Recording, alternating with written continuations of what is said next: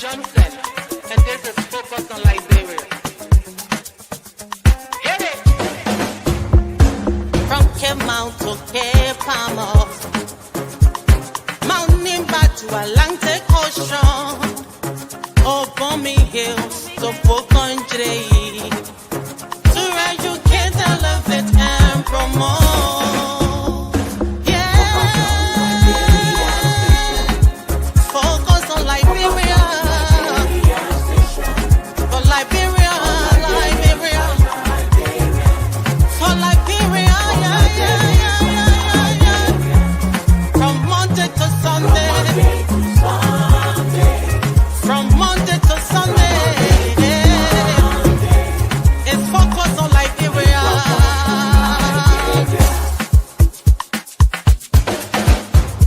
Talk about home affairs, in diaspora, current affairs, reliable information, history, talking about culture, politics, education, entertainment, business, sports, advertisement, articulation. Focus on Liberia. Focus on Liberia. Focus on Liberia. From Monday to Sunday.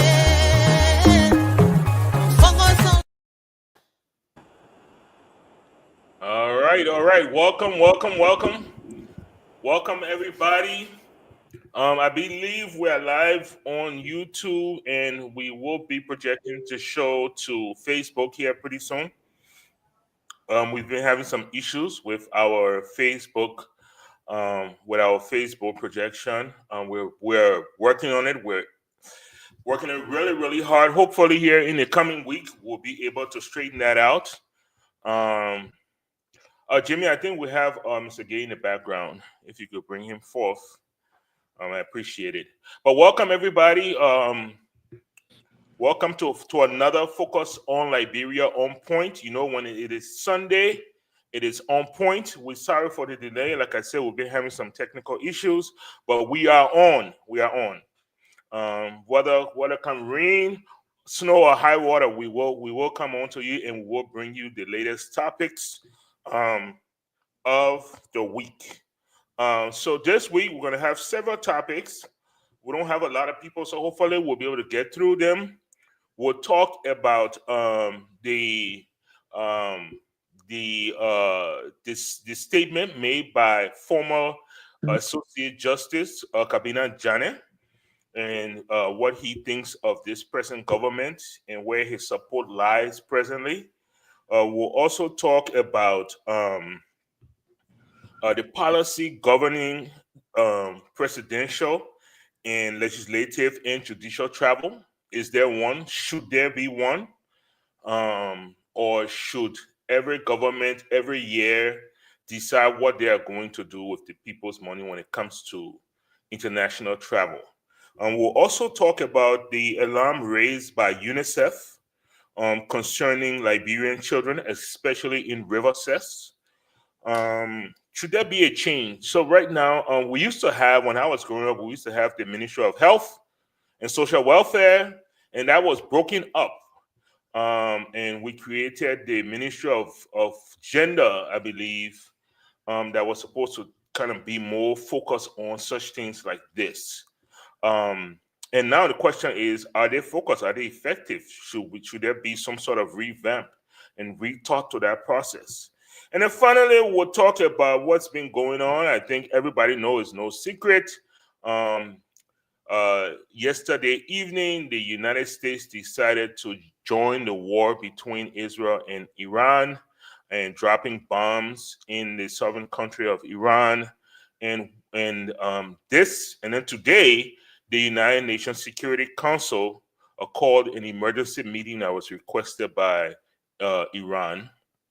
Um, and even though Liberia is not yet an active member of Security Council, but it's good for us to talk about where Liberia stands right now.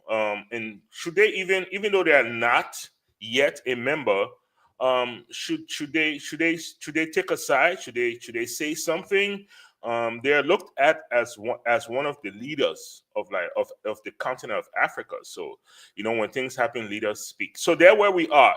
Those are our 4 topics here. We're going to go ahead and welcome the great gentlemen that have joined us this Sunday afternoon. Dr. Booty from out there over the pond. How are you doing, sir? I'm very good. Always great to be here. I see you got a straw. I wonder what you're drinking on that soup. Yeah, it's glad to be here. No, but I just want to say something, right, before we get started. I see Mr. Gay is here. Nice to have here again, my brother, the ANC nationalist. Is that why all the CMC men run away? They don't want to come today? No, you know what I mean? We will not do that in there. We will not. Okay? We will not. Mr. Gay, how are you, sir? My fellow compatriot and party member, how are you? I'm good. The good thing is, the project that I have today that's supposed to take all of my time, I came in and knock it out, so I got good time on my hand today. So I'm not going to be running in and out, so I'm good. Awesome. We hope that everything holds, and you stay with us for the next hour and a half. Unless the radio go off or something else. Oh God! So I don't want conducting flights. Okay, radio. I get an SOD mail. SOD mail needs to get out of that radio and just pop in your hand, and that's so in trouble. I'm in a different location. My radio is different. My radio is IT based. It's not security based. Okay. Security mail tell you in and not? One of the two. Either the pager go off or the radio. One of the two. Are you in the not, Gabe? Huh? You work in the not? No, I work at a data center. Oh, okay. So, Mr. Eastman, how are you from the nation's capital, man? We're doing. We're doing. I can part time in the knock when they need me there. I think last 2 weeks I worked there, but I always station. You know what? You're stuck with your code. So what I hear, we don't know what the code them mean. You can say us. I mean, it's been an interesting week when we hear about all these things that are going on internationally, bombing Iran. It's been quite interesting. Our beloved nation. I'm concerned because if you know or not, I know we'll get into it. We're supposed to be bringing a U.S. base. They asked us, and it was granted. This is one of the things Talbot didn't want because he didn't want to be used by our superpower to launch on, targets and elsewhere. But we'll get into that. So okay. I think a lot of things going on. All right, welcome. So please, we're live on Facebook. As the gentlemen were speaking, I was going ahead and trying to share. Please, if you can share the show, okay. And let's get into some topics here. Pretty quick. So please share the show to your people because everybody here are not on the same dial, and we can get into the show. So, Dr. Booty, former associate Justice Kabina Janet was removed. What is the word? Impeached from his position by the CDC-led government. There are so many reasons people have chosen why. I really don't know. The thing is, he was removed. He took his case to the ECOWAS court. He won. And he was awarded monetary damages. The CDC government never even attempted to pay. He then supported the Unity Party coming to power. The Unity Party has been in power now for a year and a half. They too have not even attempted, one, to satisfy the court ruling, or even have a conversation about, do we want to return Janet to the Supreme Court bench now that, an opening is coming? Nobody wants to have that conversation. Nobody want to have conversation about money. Janet came out on Friday and regretted his support for Unity Party. And he was very vocal about it. What say you? Well, the thing is, I respect former Associate Justice Cabinet Janet. I think I remember writing a piece in I don't know whether it was Front Page Africa or the Bush Chicken a few years ago when he was removed from office illegally.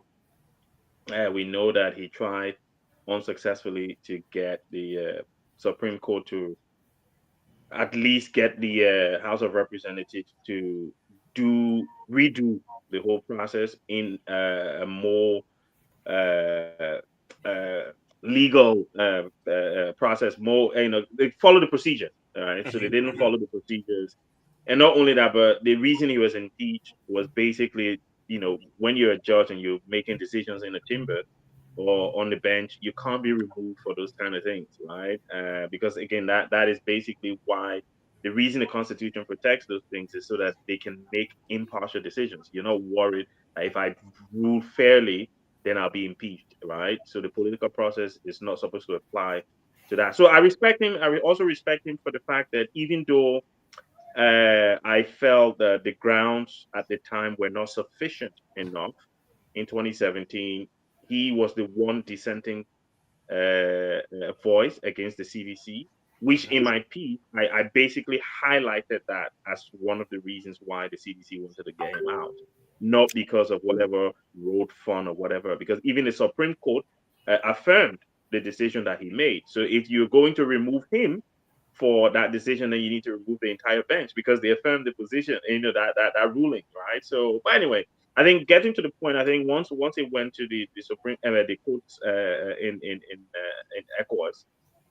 and this is where, when you look at ECOWAS, I think we've not had that conversation yet.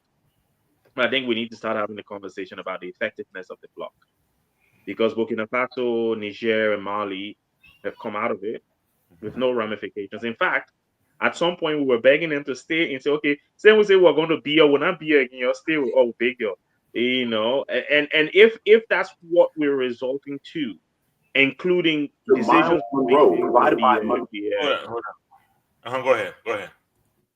being made by the court in the ECOWAS court, and member countries are not respecting that, then it becomes a problem, right? Yes. Now, that is the good part of the conversation. I think Associate Justice Janet is demonstrating to us what most Liberian politicians do.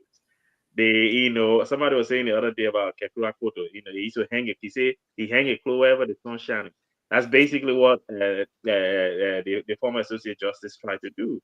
He realized that he had fallen out with the Weir government. He thought, if I hang my clothes on this side and these guys win, then I will get some favorable conversations coming my way. One, they might uphold the ruling of the ECOWAS court to pay me my money, because I think part of that ruling was they had to put him back on the bench, right? Because he wasn't removed legally. Yeah. Okay. So he was hoping that he get one. I think he. Yeah. Sorry. Yeah, I think he would rather go back to the bench. Mm-hmm. Yeah, I think he would rather go back to the bench than getting paid, because I don't think money is his problem, right? He might have 99 problems, but money is not one. But at the end of the day, now he's demonstrating what most Liberian politicians demonstrate: selfishness, and it's all about his self-interest, which is why he went with Boakai. Now it's not happening. Just to end on this point, I think there's a long line of people. They have to go and ask Prince Johnson. They plenty that they regret why they supported Boakai, because at the end of the day, Boakai is just disappointing people from here, there, yonder, right? Okay. I never backed President Boakai's candidacy. I thought he was too old. I thought we needed someone younger. Yeah. Whilst I didn't support any political party personally, I would have been happy for something else, not the CDC or the Unity Party. I had hoped that you guys would have put on a stronger fight than you did. But unfortunately, we're in the situation that we're in. And I think it's just an example of another selfish politician. Let him join the queue. The queue long. Let him be there, Thank you so much. regretting. All right. Thank you so much. Mr. Gay. So one of the things we've noticed is that Kabina Jane has represented a lot of people that have had qualms with the government. He's represented in court. Is that why the government vet with him right now and they're not even showing him any face? I mean, but the thing is, I mean, the question, the cases that have been taken are valid cases, and they have not been personal. Is that why the government vet with him right now, or you just think that they just see like they feel like they have no need for him, they are in power, and Kabina need to go sit down? You hit the nail on the head, Marco. In our Liberian setting, professionalism does not exist. And people take things very personal. Even election, even here in the diaspora, if one person want to run for election and I had two friends and I decide to support one of the other friends, that other friend will call a speech for me. Even right now in the Grand Jury Association, because I made a choice to support the current leader, some people within the Grand Jury Association see me as enemy. Like, seriously, where are we going with this? So imagine on the political scene in Liberia. Do you know what other people are saying? George Weah didn't. George Weah is right for not granting former First Lady Nancy Doe her money because her son John Doe supported JMB. Yeah. Wow. This is the thing people will say with bold face. It is her benefit money. This is not her son desire. She's not begging, or she wasn't begging for that money, right? But that's the kind of thing that in Liberia. So yes, those cases are legitimate cases that he has represented, people who were suing the government. But guess what? They don't see it that way. They see it as though he shouldn't even pick the case. He have a choice of not picking the case. That's how they see it. He's not the only lawyer in the country. He's not the only person that knows law. Why should he pick a case that is against the government? As opposed to seeing the man in his profession. He went to school. He obtained a license to practice law in Liberia. So because he picked up a case, he's against the government. That's how they see it. They don't see the fact that, he's a legal luminary that have that have a client that you want to represent. They don't see it that way. So you and I are called 1%. Even though election long gone, we're going almost 2 years now. We are called. We are seen as 1%, regardless of how we want to, whether we like it or not. By the time before you open your mouth, or before I open my mouth, that 1%. That's all we are. You see, remember Moody right now, you laughing now? That's how they see us. Right? So unfortunately, that is the society we found ourselves. Whether the former associate justice like it or not, this is the Liberia that the people like. In Liberia, when you say you're a bad man, just be bad. People will accept you for you being bad, and that's it. You will find people who will praise Charles Taylor because Charles Taylor will say one thing, he does it. Whether you liking or not, he does it, right? That's the kind of thing that we admire in our country.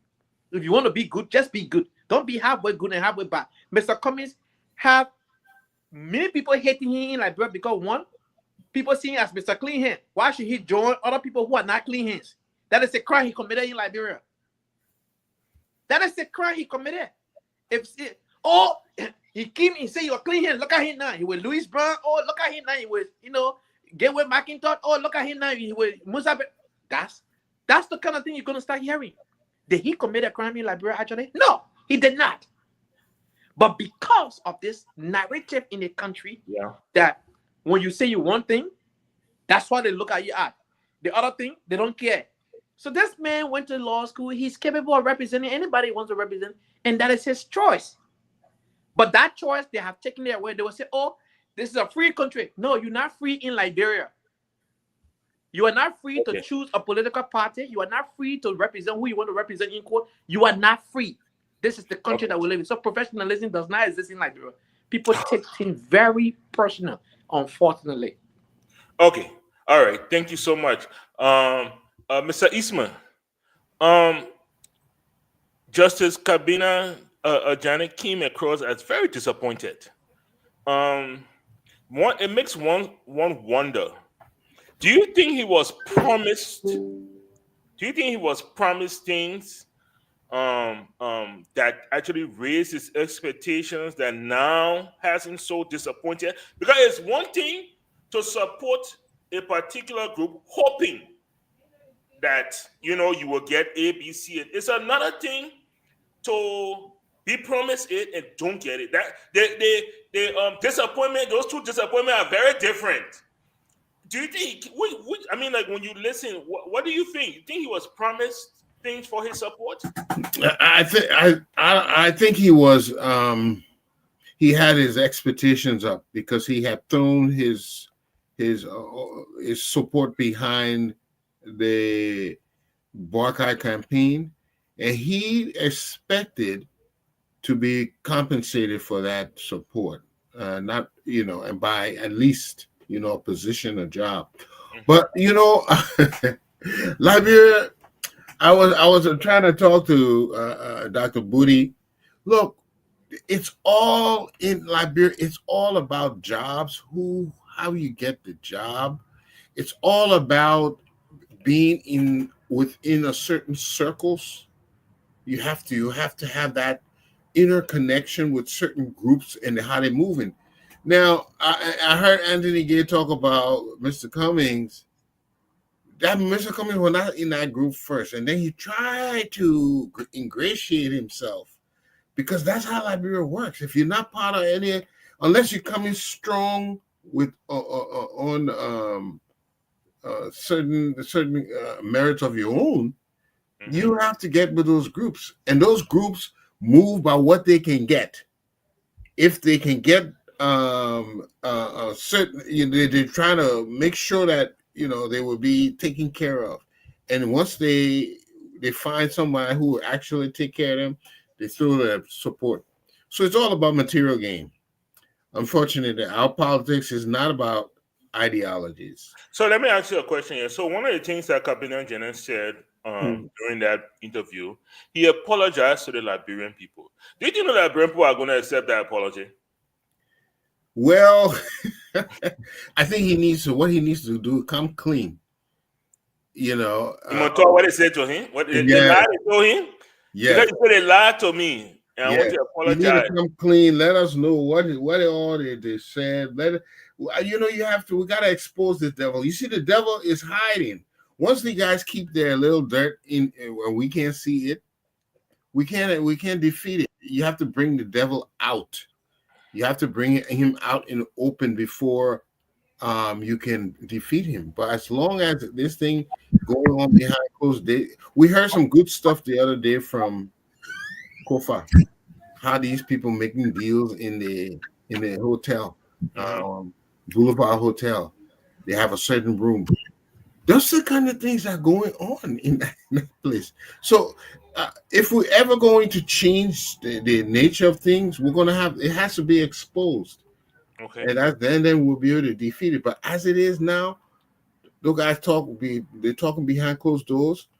Kabina had a chance to come clean, but I don't know, he part of the society. He didn't tell us everything. So, you can cry a river. Nobody will have time until you bring these guys to justice. Okay, thank you so much. Thank you so much, Mr. Eastman. J. Victor Namwe, how are you? How are you, sir? How are you this afternoon? Hey, good afternoon, guys. It's good to be with you. Good afternoon to our audience as well. It's an honor to be with you. Shed is invited friend. I'm glad to be here. I don't understand what the straw business is going about here, but we're here. Okay. Thank you very much. Thank you for joining us. We always look forward. We always look forward to the CMC showing a presence here. We appreciate it. So we're discussing the whole Kabina and Janet. Hey, congratulations for your installation yesterday. I'm sorry. Yeah, we had a blast. Thank you very much. I'm sure the press is on it. The reports will be coming up. But we had a great time. Thank you very much. Thanks also to CEO Dennis Ja. He was there as head of a delegation of Mr. Anthony Sear as well as Councilor Freeman. It was really my first time seeing Anthony and Mr. Freeman in flesh. Anthony is Mr. Freeman is he's a pretty big guy, but Anthony surprised me. He's a pretty imposing guy. He's very tall, and of course he's young. He looks very, very handsome. So is Councilor Freeman, if I may say so. And I was very happy that we were able to meet. Yeah, Okay, Minnesota is always a good host. 2018, Anthony Sia and myself, we protested at the United Nations. That was the Yeah. first time I met him. Yeah. Yeah. He's a pretty tall guy. I mean, I was shocked. Maybe you just shot. But anyway, we'll continue. I'm telling you, Mike. Okay, everything is perception. Okay, everything in this life is perception. But yeah, so we're discussing. I just want to get your comment here on Kabina Janet. Kabina Janet came out. He's never known to be somebody who is so outspoken, but he felt it in himself the need to come out and speak. He talked about how he felt disappointed in his government, how he felt he had been lied to, and then he even went as far as to apologize to the Liberian people for his support for this government. Basically said, this is not the government I supported. Please give us your quick comment here before we move on. Well, I mean, quite honestly, when I shared the article with some of my friends, one of the questions that I got was, did something new happen recently? I think suggesting that the things that the justice was upset about. I mean, they've been with us for quite a while. Where has he been? I think that was the question that was intended. But be that as what do you think was the answer? I mean, yeah, I think his response. I guess he was probably building up to a threshold. I'm not sure. But be that as it may, I think his concerns are pretty legitimate. I mean, in recent times, we've heard several, opinions being expressed about the arrogance of this government. Councillor Gongo being one of the most recent ones. You're talking about the arrogance of power. Look, what Jana is expressing, right? This is a systematic weakening of our democratic institutions. This government has shown time after time to be lawless. They totally what Jana is expressing. They totally a total disregard of the Supreme Court's decision on this House of Representatives matter. This is really, really still reverberating with a lot of people. The way it was handled, So he's very upset by that. He's talking about also the removal of tenure people. These are also put there by law, and as responsible as democratic institutions as we want to have, we have to respect the law. That's how we survive. If we begin to toss the law aside, we're inviting chaos. Yes. And so Jana is saying, this is not the party, this is not the government he supported. And therefore, he feels that he was misled. And also, I believe because he also influenced some people to vote this government. Yeah. I'm sorry? Yes, he did. I believe he did. And so he feels an obligation to apologize to those people because he feels he misled them. And I think regardless of when and how he's expressing what he's expressing, I think the legitimacy of what he's expressing is still valid. And I think this government, a lot of us are just kind of shocked and disappointed over the way they've chosen to govern. Now I'm with the CMC. We're going to do the best we can to, make sure we'll check them. We'll call them out. What is the CMC? Citizen Movement for Change. This is what is it? What kind of organization is it? This is a political party which is about 3 months old. Well, give me a chance now. Let me. I'm not stopping. I'm just. You're trying to stress me. You don't want me to talk about the CMC. Yes, Citizen Movement for Change. We've been around for not a little over 3 months now. Okay. So over the weekend, we had our first coming out gathering in Minnesota. I really invited you, even though you complained that I didn't see it, Chief. I thought you were going to come over. Yeah. So you have to measure height. We would have done that. But we had a great time. But what we intend to look, Mike, I'm not going to lie to you. We intend to provide a third option to our people. I mean, yes. And if we have to provide a fourth option, let it be. But I think it's the first choice for us to continue to believe that if it is not CDC, it must be UP. I think that's the first choice. We have to give our people other options, and we're trying to add our voice to the opposition community. We'll do the best we can to call this government out and bring them to book whenever we have the opportunity. That's what the CMC is for. All right. Thank you so much. Mr. Nangwe. So we're gonna move on to the next topic here. I sincerely believe that the reason why Johnny came out right now is because the government has already selected or at least created a short list of people that the president will nominate to the bench, to the Supreme Court. Let me say that, since some people might not know what I mean when I say the bench. And he's not on that list. And I think for me, that was the straw that broke the camel back. But that's just me. That's just me. Jimmy, Yeah. one of the things that Liberians continue to gripe over, presidential jet. If it were by yesterday, today it can be good. The cost of travel of the president, the cost of travel of high government official. The VP, I don't know if he's back yet, but he's been in China the entire week, doing things there. The number three man, the speaker was in Guinea. And so all these top officials traveling all the time. Should that, I mean, how should we approach this? Should there be a national policy on government official travel in Liberia? Well, we want some flexibility, but let's look what should be the basis. First of all, we have to consider our economy. Right now, we're strapped for cash. We're trying to build revenue, so we don't have sums of money for expensive private travel all the time. But when it's going to yield some gain, substantial gain, and it will be the best, more convenient to do it with private travel, then we should, endorse that.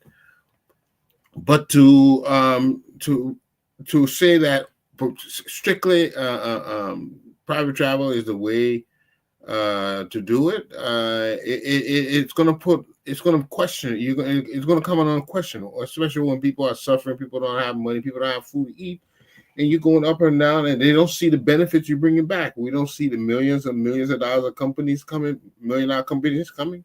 We don't see schools and whatnot being built.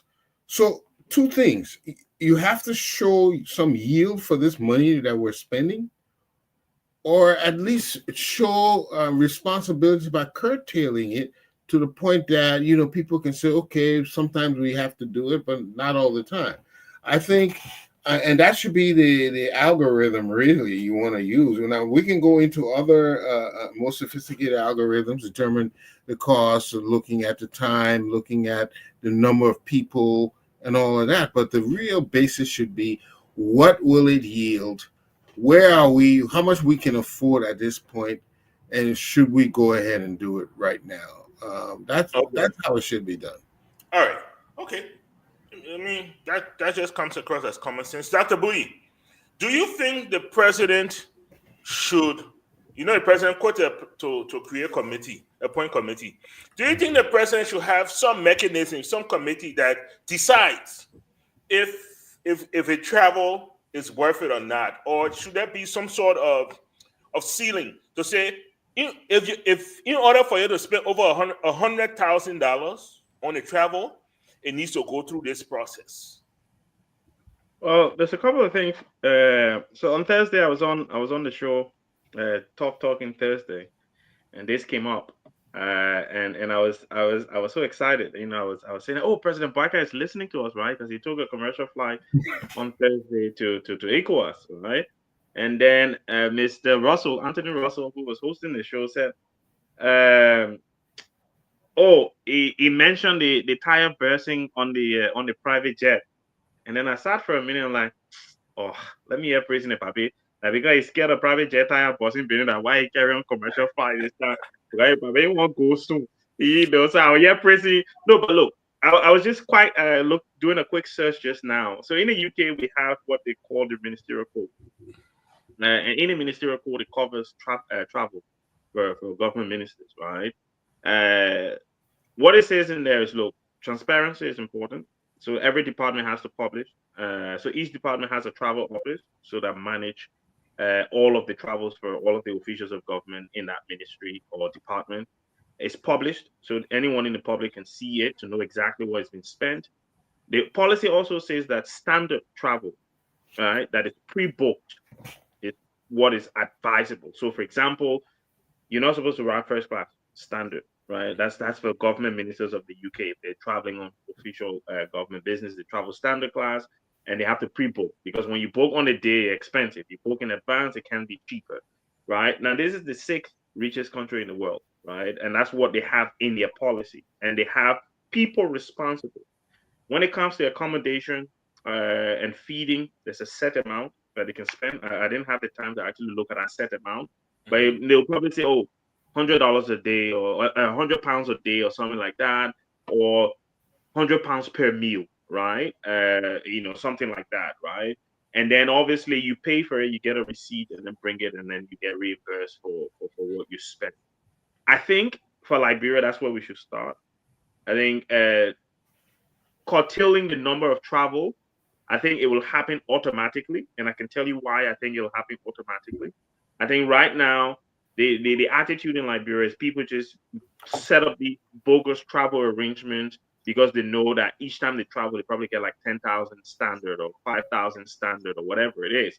But if you had to travel in the GSA, say you're a Minister of Justice and you're traveling to Abuja for Ministers of Justice of ECOWAS conference, you tell you get an invitation maybe a month or two in advance. Yeah. You send it to the GSA. GSA books your flight.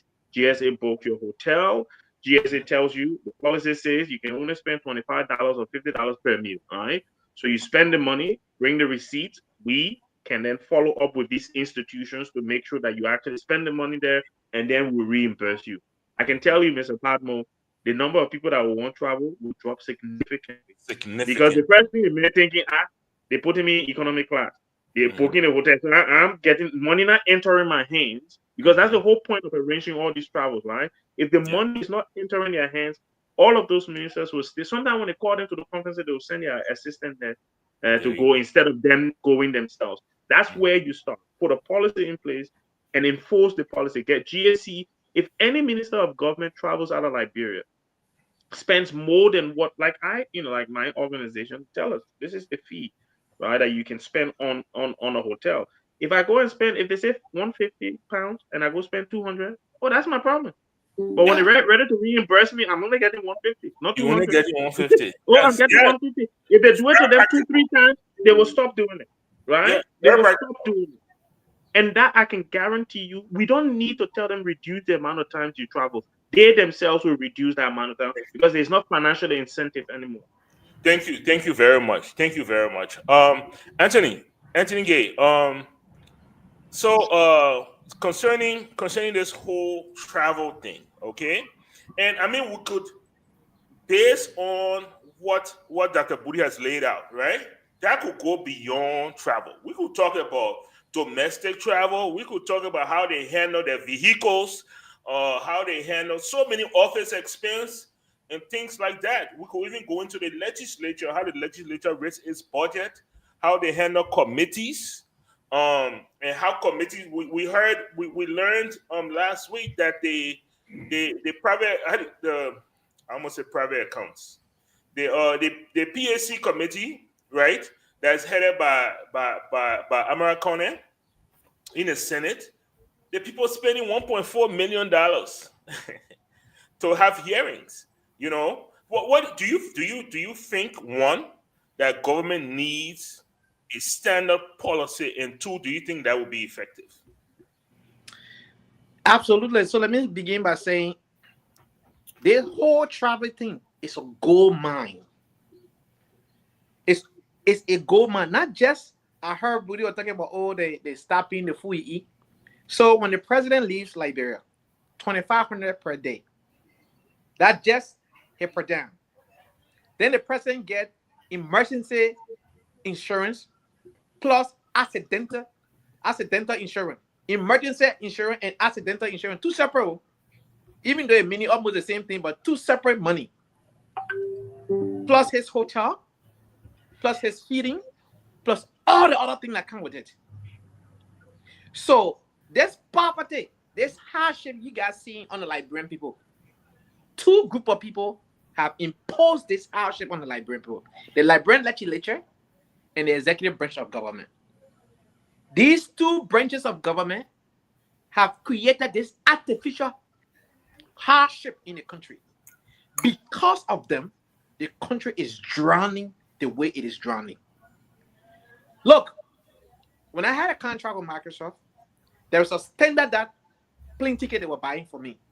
Well, if I had to fly, I can't see my family. They buy that ticket around it, and it was a business. It was a what do you call economy. I was not flying no business class. I wasn't flying no first class.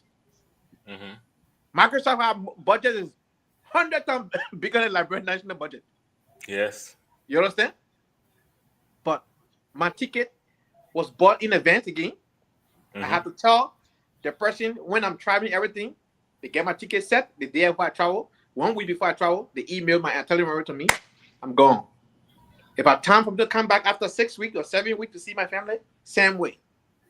The hotel, they found the hotel. They put me in the hotel, and they decided what my per diem would be every week for food plus my salary. There was no way I could use. I had a credit card. I could not use that credit card for any other thing besides what it was intended for. Yeah. I could not. That brought us on dismissal. Okay. Hey, You you're understand? absolutely right. You're absolutely So, right. these people here, right? These people here, they take up all of the money that's supposed to go towards healthcare, education, agriculture, and package it. Then they will sit in that same chamber and say, we are in the interest of the Liberian people. No, you don't. Not a single lawmaker today is in the interest of the Liberian people. Not a single government official, elected, appointed, is in the interest of the Liberian people. Every single one of them, they are there for their own pocket. I challenge any lawmaker today, on the sound of my voice, and who will come across this video. If you are truly in the interest of the Liberian people, you will draft a national legislation that will be impactful to the living condition of every single Liberian. They will not do it. They won't. You know why? They are not. Not a single out of the 103 lawmakers of Liberia. Now one of them go to work and say, I'm going to work in the interest of the Liberian people. I challenge every single one of them. They will not do it. You know why? When the president traveled, he went to South Korea. Quote unquote, they signed 23 MOUs. 23. Since South Korea, what have been done for Liberia? Nada. Senator Delon was on that trip. What? I remember that trip. They went to go discuss agriculture. Does Senator Delon have a farm? Does he understand agriculture? What's the purpose of Senator Delon on that trip? Does he have any business background? What is his purpose on that trip? Sometimes we see some ministers who go on certain trip. Their background, that professional, understanding of the area does not commensurate with the place they went to. Thank you. How can you have a conversation? Michael, I cannot go to the healthcare summit. What am I going to offer to the healthcare summit? Let's just be fair here. What do I know about medical stuff I'm going to offer there? Yeah. Nada. Zero. I won't offer anything there. Don't But you get it for them. So they all travel and get that per diem, enrich themselves, and the Liberian, and they will always come in from the camera in the interest of the Liberian people. No, you are not. You are wicked. You are heartless. You have no feeling for the people. Stop this behavior. I challenge each one of you. Take a national legislation to the floor. The same way you guys galvanize yourself and prove to the Liberian people that you know how to work together with the non-permanent seat of the United Nations. You saw in no time, they galvanized the resources, they came together, and guess what? We got the seat. So that means they know how to work together. Yeah, they do it for the Liberian people. Thank you. Thank you so much. Thank you so much. That is profound. We have seen that before. Whether it was the United Nations seat or the removal of Speaker Kofa, the government has shown that they are quite adequate in working together when they want something. They definitely know how to do so. Mr. Nangwe, so you've heard from your colleagues here. Do you think we need a national policy here? A national policy. I mean, it will help, provided we work within the confines of whatever the policy will stipulate, because that has been our problem. I think our problem is not the absence of regulation. You know, we enjoy working outside of prescriptions. I think this president's conscience alone should guide him.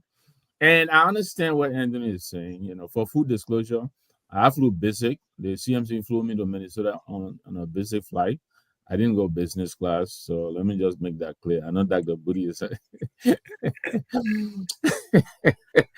but what he's describing, one of my sons worked for J&J. I know exactly what he's talking about. You know, yeah, the big company, they can afford it. You get lodging, you get gas card, you know, you get credit card, you know, all of the 9 yards. But there is a lot of benefit that they reap from these kinds of engagements, right? And I want to be very careful with this question because it is one that has tripped up a lot of guys, you know, notably Dillon, Costa, and the rest of them. But I think Ellis Cummings provided a very, very good, you know, response to this. He is, you know, and we have to be careful. The president, as the president of the Republic, and I don't think Mr. Gay is equating himself to the president of the Republic of Liberia. I don't think that's what he was trying to do. But we have to agree that the president of the Republic of Liberia, he is entitled to a certain amount of comfort and security. I get that. But I think what is worrisome is what Cummings is expressing, that we're seeing far too many of these trips and we're not seeing anything coming out of them, which Mr. Gay is also accentuating. I think this is what is concerning us. And I said somewhere else, I'll say it here again, I think this president will do well with our people if he were to inform some of these gatherings that, look, my country cannot afford this, I will be attending virtually. Or I'll be sending my delegation who may not need to fly first class because they don't require the kind of security that I require. So I'm deputizing, you know, my such and such that will represent me. I think a lot of people will appreciate that. But here we are. We're all over the place begging any and everybody. We don't have it. And the president has also shown that he does have options. Because when the recent outcry started, you know, rising again, what did he do? He caught by, he went with S-Car on this recent trip. We demonstrate to all that he's not tone deaf. He is listening. And I hope we'll continue, the chorus will continue to build. If we can't afford it, don't do it. And right now, we cannot afford what the president is doing. As much as I respect the circumstances surrounding the presidency, but I think there are options. And this president must bring himself to exercise those options available to him. Sorry, let me push back. Let me push back quickly here because I think Mr. Nangwe did not listen to the show on Thursday, right? Ellen Johnson Sirleaf, for whom I was getting ready for my trip to Minnesota. I know, yeah, and you got jet lag and everything. His trip that was Ellen Johnson Sirleaf, for whom this guy was the race car parked in a garage, right? Used to travel commercial. Ellen didn't travel with privately, right? Joseph Boakai, who was the race car parking in the garage under Ellen Johnson Sirleaf for 12 years, traveled commercial as vice president. Nobody won't care Joseph Boakai anyway. Joseph Boakai walked into Brussels airport now. 99% of the people there won't even know who that working at that woman. In fact, some people just won't help him because they see he's looking old, right? Nobody, there's no security threat to Joseph Boakai flying commercial because if there was, he wouldn't have flown. SK is not even the most secure airline, right? So you're trying to say you can't fly on Brussels. Brussels is not as secure as SK or whatever they call them. This is something that, look, we shouldn't be trying to provide cover for this president. It's an abuse of the Liberian people resources. This old man should travel commercial. He did it for 12 years as vice president. His boss lady did it for 12 years as president. And Ellen traveled probably more than him, right? So we're begging him. And Dr. Budi, if I may add, what comments? And she's still traveling on commercial flights. Oh yeah, the other thing came myself on Brussels together. What Alice Cummings mentioned, which I agree with, is talk about efficient use of time.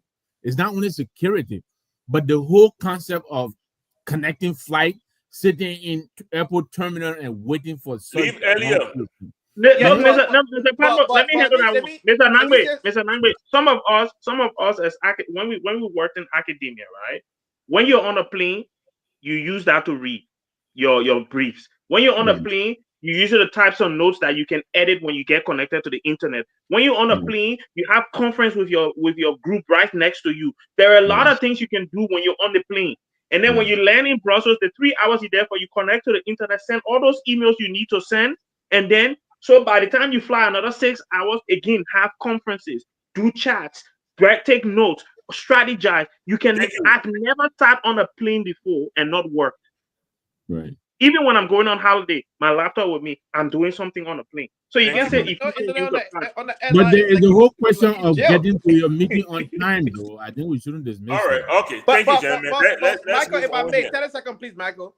Mr. Nangbe was saying something. I think he did not get the context Mr. Cummings was talking about. Mr. Cummings said, yes, because he himself flew private jet for so many years, right? But yes, what he said. If the Liberian people were getting job opportunity, if the Liberian people can feed themselves, if things were working in the country, nobody would talk about private jet. Nobody would care whether or not. I said that. Yeah, whether or not JMB is flying private jet. I said the same thing there too. And he's not bringing. What is the dividend of flying on the private jet? There is no dividend here.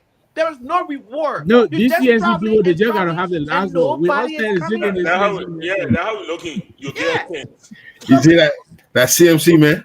So Mr. Cummings did recognize that the need for traveling on a private jet, the efficiency, but can we say also that JMB is doing something that benefiting Liberia from his travel? We cannot point to anything else. No, absolutely, you're right, and that is what. Sorry, when you talk about efficiency, the private jet is in the air almost as much as the commercial jet is in the air. You can connect to the internet on private jets. No, I'm talking about the whole point of connecting flights. Sometimes you wait 5 hours in the terminal when your next flight is coming along. Yeah, that's fine. That's fine. Okay, gentlemen, let's move on to the next topic. Let me tell you something.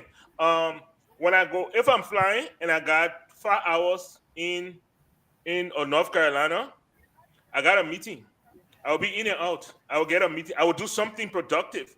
I will sit there and compose a speech. There's so many things can happen. So we understand where it came from. But the thing is, we don't have money. I think that's what it kind of boils down Absolutely. to. Absolutely. We don't have money. And Anthony K, please let me correct you. Mr. Cummings did not only talk about flying private jets.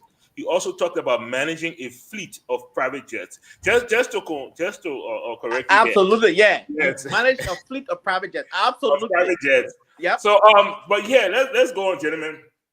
So we talk about the poverty of Liberia. Now UNICEF has raised the alarm over the harsh conditions facing children in River Cess. I mean, why they pick River Cess, I'm not sure, because any country you go to, the harsh conditions are apparent when it comes to women and children, especially. So we've heard this. We have a ministry. I was trying to get the official name of the ministry. I was trying to find that just now, and I didn't have enough time. It says the Ministry of Gender and Children. Is that what it's called?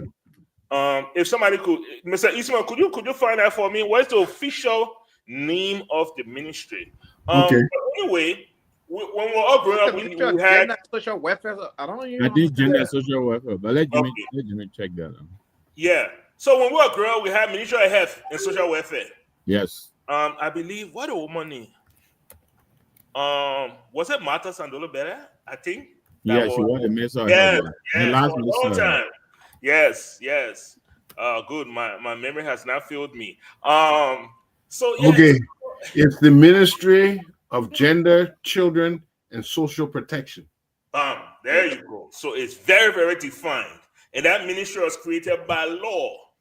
So when they insert children in there, there's a specific reason why. Some people cheer for that. Like, why have this ministry health that just got too many things going? Let's try and protect, our children. And so let's create a ministry for that. Fine. Ministry created. Here we are, children in River Cess, are on dire straits. Even the UNICEF is highlighting this. Do we at first I want to talk about the effectiveness of the gender ministry.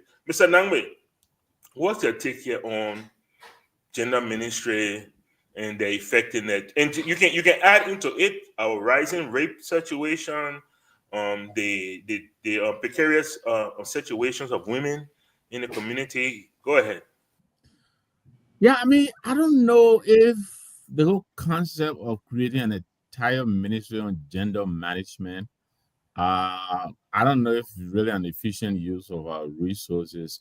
I don't know, but I'm also at a loss as to um what is it that this gender ministry does. I mean, like you said, Mike, during our our day, there was this social welfare thing was attached to the Ministry of Health. Maybe they can put this on the Ministry of Youth and Sport if they are concerned with managing young people. I don't know, but to have a whole ministry just to manage gender, and I'm at a loss here. I'm sorry, I really don't know what to do and why there should be an entire entity with its own, budget and all of that. I don't know. I'll pass it back to you guys. Maybe you can, you have a much wiser, comments to offer on that. I don't have any comments. But to say quickly, I think the attention that UNICEF is drawing to the plight of the children, young people in River Cess, I think it's concerning. I think they're expressing a lot of teenage pregnancy is occurring, and usually those are caused by poverty. The young people are practically selling themselves to survive. They prostitute themselves to survive, and so the consequences. I understand some of them they drop out of school to go and hustle. Some of them, they're getting pregnant at a very early age, and we all know teenage pregnancy has a lot of consequences to, the population. You're talking about children becoming parents, so they themselves they need parenting, and now they are also parenting, other people, and it's just a whole bunch of complications. So I hope this will claim the attention of my friend Jevon Smith. I think he is the senator. He and Bill Twawe. Bill Twawe is also the senator, I believe, from River Cess. And I believe when I checked it out, Alice Grant and Steve Tikwa. I think those are the representatives from River Cess. And what is even more surprising, and I will pass it. River Cess is not even considered the poorest county in Liberia, in spite of all of this grime statistics that are coming out of River Cess. I think Bapalo and Maryland County are the poorest. So imagine if River Cess is in such a bad shape, you come to Maryland where over 80% of the people in Maryland County are living below the poverty line. That's my county that I come from. So this is really a major problem all around in Liberia. And this is why I think we'll come back to this whole topic of managing our resources judiciously. Why are you flying a private jet when we have such situation occurring? Yeah. I totally agree with you. Once in a while you'll find that, but I totally agree with you when it comes to that. Tata Buri, the chair of Liberia, man. The chair of Liberia, the UNICEF is highlighting this. Let me be very skeptical here. Okay. Do you see this as a valid attention to the government, or do you just see it as another opportunity for the government to start writing proposal to UNICEF to get money to once more misuse? Well, whatever the outcome will be, as in whether the government of Liberia sees it as a call to action, or whether they're in, because one of the things that a lot of people in Liberia tend to not understand is that these NGOs are more corrupt than our governments, right? So that these statistics that they're putting out there, like you suggested, might be an encouragement to government officials to say, look, submit a proposal, we'll fund it and make sure our cut come through, right? So yeah, so people shouldn't think that they're not doing that just so that they can get projects coming through that they will fund and then get kickbacks behind the scene. But we all know, I think everyone in this room travels to Liberia often. And most of us have traveled when we go to Liberia, to rural parts of Liberia, right? And we've seen with our own eyes what is going on. I'm not sure, obviously maybe it's the Christian in me, that is trying to draw some extra meanings out of what is going on. But I've been over the last 2 weeks, I've been, sometimes I have conversations with myself, and one of the conversations I've been having is, look, I want to challenge lawmakers to allow me to come to Liberia and conduct a research, go to all of their districts, right, and ask the people. And River Cess was the one I don't know, for some reason I always focus on River Cess. So look, if I go to a district in River Cess now, and let's say Mr. Franklin, sorry, I said closer to you. Ain't from Grandpa, no, not from Sino, my man. Stop. Y'all stop. Y'all the ANC people, y'all let them mislead your friend, and y'all stop it. My man, the managing fleet. The VP from the same country. He and the VP, that VP brother. Yeah, managing fleet. Anyway, no, let's get serious. No, but because the question I have is very simple. I would love to go to all of the 73 districts and just ask a representative of the group, get a good sample of the group of people living in that district. Ask them a simple question. Do you want us to continue to pay your representative $8,000 a month plus $2,300 in gas slip to do whatever it is they're doing now? Or do you want us to pay them $2,000 a month and take the $10,000 and invest it in education, in healthcare, in agriculture directly? It will give it to people in the district that say, look, we'll set up a committee or development committee in your district. Every month we'll put our $8,000 in one bank account. Say, what do you guys want us to spend the $8,000? Oh, we need whole. Oh, we need chapia. Oh, we need this to cut our farm. Then we'll buy the thing and we'll give it to you. Oh, we need benches for school. We'll buy benches. Oh, we need new clinic. We'll take it. Because I believe, when I've been thinking about it, I think it was Friday, I spent some time. I said, no, I don't know. Because obviously I don't live in Liberia. But I don't think if you gave to me, I think it's $92,000. So $8,000 a month for a year is about $92,000, right? I don't believe if you give me $92,000 US, I couldn't do significant work in one district in River Cess County. Build some decent schools, put benches in schools, build a clinic that everyone in that district, even if they have to travel from the ends of the district, but they know that clinic has all of the equipment it needs. They know that it has medication, right? Because there are drug companies in this UK that any human being can write and say, look, I'm from a country called Liberia.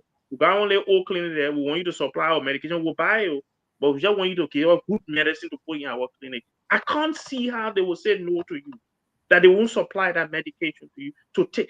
I don't see. So for me, I wrote yesterday, I think it was yesterday, I wrote on Facebook, if I had the power to make Liberia progress, for me, it's simple. Take all of the waste that we have at the highest level of our government, ministers, commissioners, legislators, president, vice president, cut their salary, not even in 50%, we're talking about like 80% cut. Take that money, redistribute it by paying people at the lower levels more money. Because I can guarantee you, Mr. Partner, even if we decided that government did not want to continue, to invest in education, but if we pay the people at the lower levels of government enough money where they can afford good school fees, they will pay the school fee to private school. Private schools will develop.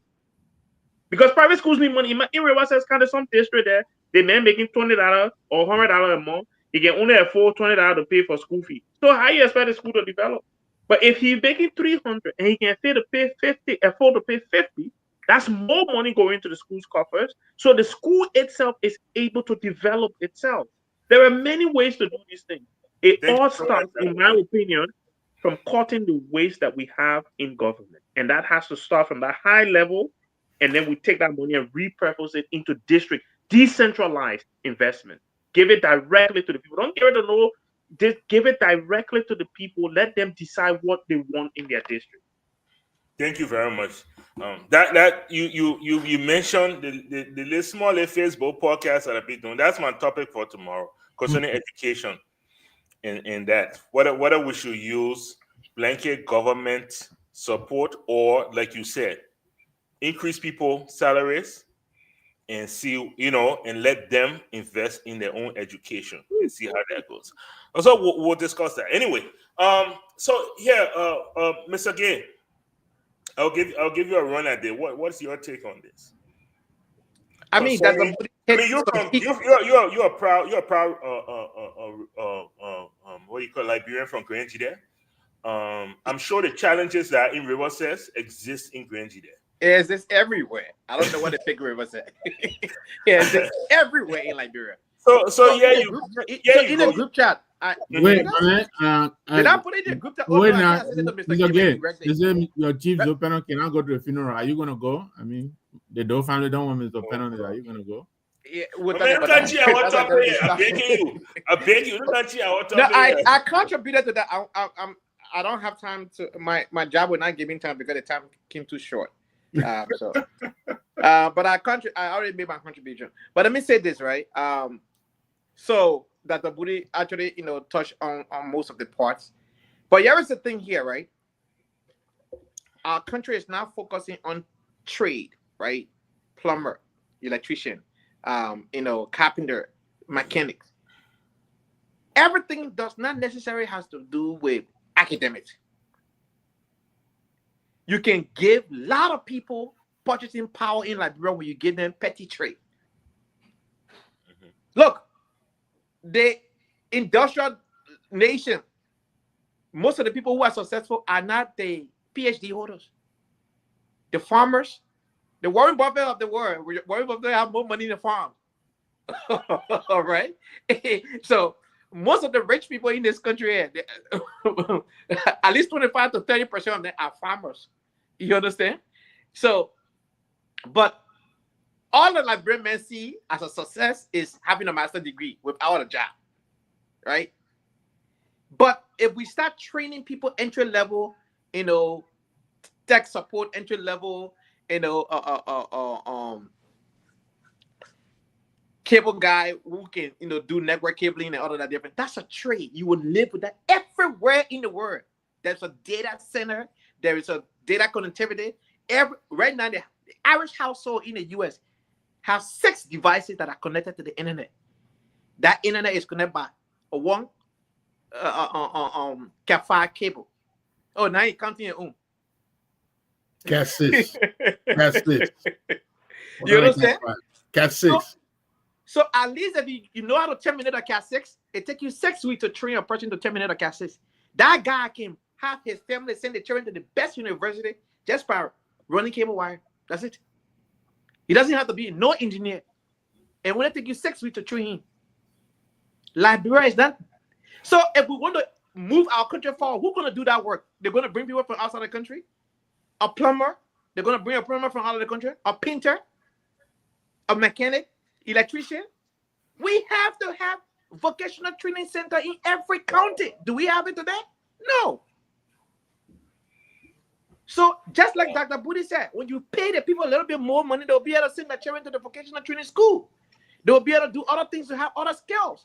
They will do other work. You go to Ghana today, you will not find foreigner doing all the petty job I just told you about. You will not find foreigner doing it. In fact, to even penetrate the Ghanaian system to start getting low contracts is so difficult. You can't, because anything you want to do, Ghana men know how to do it.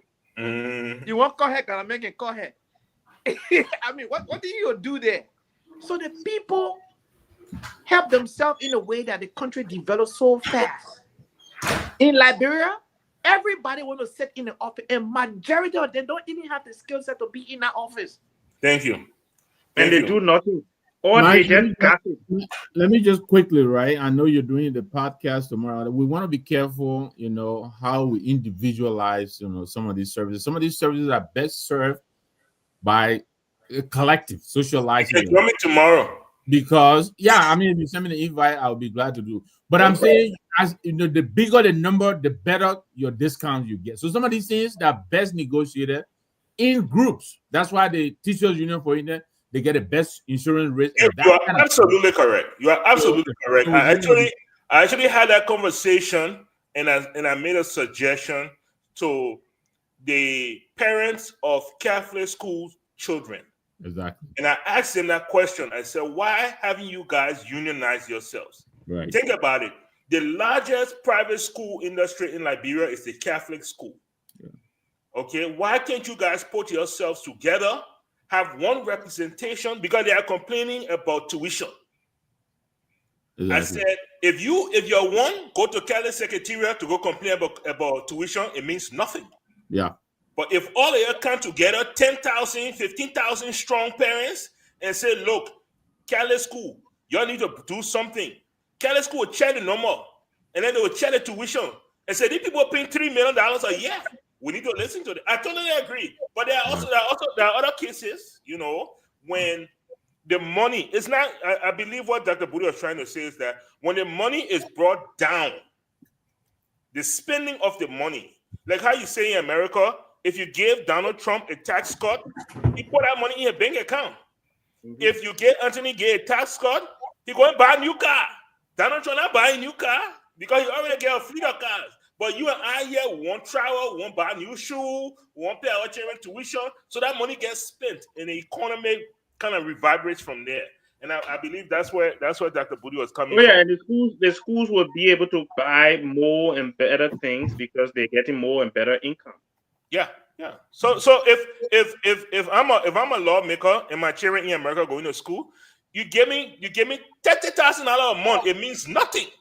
But if I'm working, you know, on wherever making my little business, I remember I went to Judicial. I remember after 1980, one of the things I noticed, even as young as I was, okay, Samuel Doe children went to Judicial right away. After 1980, Samuel Doe sent his children, Mami Doe, Gion Doe, I know all of them. We all went to school together. The vice president, Henry Monuba, he sent his children to Judicial. Ministers upon ministers upon ministers, all of them sent their children to Judicial. And it was quite telling. They did not put money in MCSS, but they made sure that when they came into money, they send their children to better institutions so they could learn.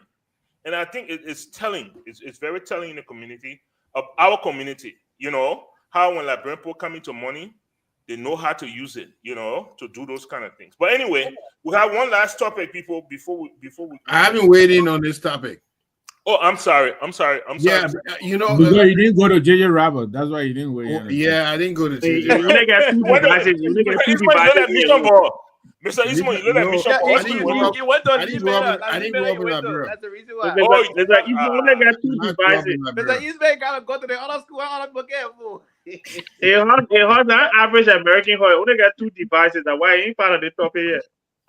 No, but you know something? Okay, the reason why they picked River Cess is because they found out, according to the statistics, 50% of girls 19 and under are getting pregnant. That is alarming. 50%. And even though Dr. Budi writes some of these NGOs and things, they in fact they did mention that they want their partners to help them, but we are witnessing a whole generation going downhill, right? We are where we are. And the other statistics, they had that 50% nowadays, nobody goes to school. 50% of the children not in school. But no school. Have you seen the schools in River Cess? That is dangerous. Yeah. That is so dangerous because we can have all the gold, the diamond, and all the rich forests, but our greatest assets are our youth. Yeah. And we're not investing in our youth. So what is going to happen? What is going to happen? Foreigners will come and take over Liberia because you will not have the competent people to run the country, to run the industries, to man the industries. You will not have the capacity to do it. So somebody else will come and take it over. You know, the people talk about rescue, but one of the things, rescue begins with truth. We have to really be honest to ourselves, be honest to our youth, that we are not investing in them. We are only investing in ourselves because rescue requires education. Well, how can you say you're going to rescue people and you don't see them investing in the youth education? You know, where's the leadership? Rescue demands leadership.